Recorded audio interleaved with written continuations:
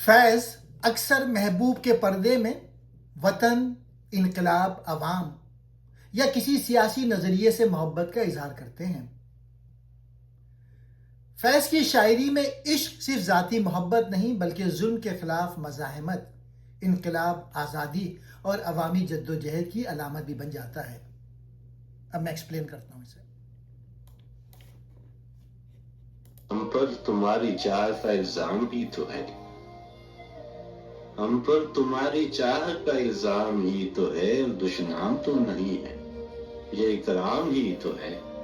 करते हैं जिस पे तान कोई जुर्म तो नहीं, करते हैं जिस पे तान कोई जुर्म तो नहीं, शौक़े फजूल उल्फते नाकाम ही तो है।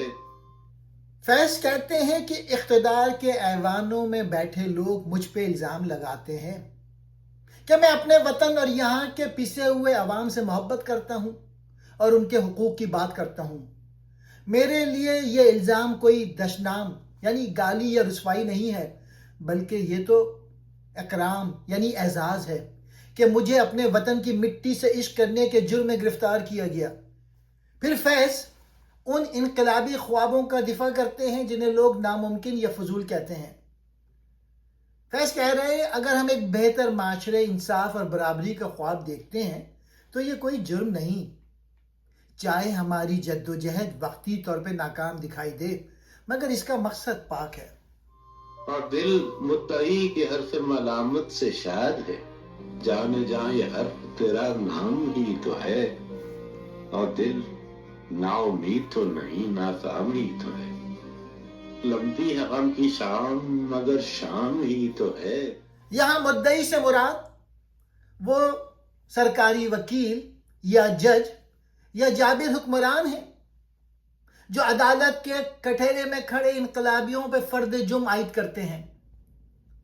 फैज़ फरमाते हैं कि जब अदालत में सरकारी कारिंदे हमारे खिलाफ इल्ज़ामात की बौछार करते हैं और हमें मलामत करते हैं तो हमारा दिल उदास होने के बजाय खुश यानी शाद होता है, क्योंकि वो गद्दारी का इल्ज़ाम लगाते हुए दरअसल लाशऊरी तौर पे हमारे इसी महबूब यानी वतन अजीज़ और आज़ादी का नाम ले रहे हैं जिसके इश्क में हम यहाँ पहुँचे हैं।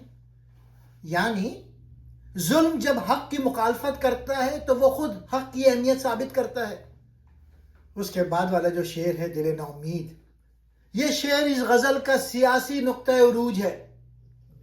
जेल की तन्हाई और सजाए मौत के साए में फैज़ अपने साथियों और वतन के मायूस अवाम को हौसला देते हुए कहते हैं कि माना कि आज हमारी तहरीक आर्जी तौर पे नाकाम हो गई है और हम कैद कर दिए गए हैं, लेकिन हमारा दिल अपने नज़रिए से नाउमीद या मायूस नहीं हुआ। जुल्म, जबर और डिक्टेटरशिप का ये दौर, गम की शाम बहुत लंबा और कठिन ज़रूर है, लेकिन हुक्मरान याद रखें कि यह सिर्फ एक शाम ही तो है और कायनात का यह सियासी और तारीख़ी उसूल है कि हर जाबिराना रात को आखिरकार ढलना होता है और आज़ादी की सुबह का आना तय है। ये शेर सियासी जद्दोजहद का सबसे बड़ा हौसला है। इनकलाब की राह में नाकामियाँ आ सकती हैं, जेलें, सेंसरशिप, जबर और शिकस्तें भी, मगर मायूस नहीं होना चाहिए। गम की शाम आमरीत, जुल्म या सियासी तारीकी की अलामत है और फैज़ यकीन दिलाते हैं कि हर रात के बाद सुबह ज़रूर आती है। इसलिए ये शेर आमरीत के ज़बानों में बहुत पढ़ा गया। और दस्ते फलक में गर्दिशे तकदीर तो नहीं, दस्ते फलक में गर्दिशे अय्याम ही तो है। और आखिर तो एक रोज करेगी नजर वफा, वो यार खुशफसार सरे बाम ही तो है। और भीगी है रात फैज़ गजल इब्तिदा करो, वक्ते सरोद दर्द का हंगाम ही तो। फिर फैज़ तकदीर परस्ती के खिलाफ हैं। फैज़ कहते हैं कि हालात हमेशा एक जैसे नहीं रहते, जुल्म, ताकत और हुकूमतें मुस्तकिल नहीं होती, तारीख बदलती रहती है, इक़्तिदार बदलते रहते हैं, अवाम आखिरकार उठ खड़े होते हैं। यह इनकलाबी उम्मीद का फ़लसफ़ा है। दस्ते फलक यानी वक्त या तारीख के हाथ। फैज़ ظالم وقت کے جابروں کو للکارتے ہوئے کہتے ہیں کہ تمہارا یہ خیال غلط ہے کہ تم نے ہمیں جیل میں ڈال کے ہماری قوم کی تقدیر ہمیشہ کے لیے بدل دی ہے۔ وقت کے ہاتھ میں مستقل تقدیر نہیں ہوتی، بلکہ یہ صرف گردش ایام یعنی دنوں کا عدل بدل ہے۔ آج اگر اقتدار تمہارے پاس ہے اور ہم قید میں ہیں تو کل وقت کا پہیہ گھومے گا، حالات بدلیں گے، تم تاریخ کے کوڑے دان میں ہوگے اور ہم سرخرو ہوں گے۔ یہاں یار عوام آزادی یا انقلاب ہو سکتا ہے۔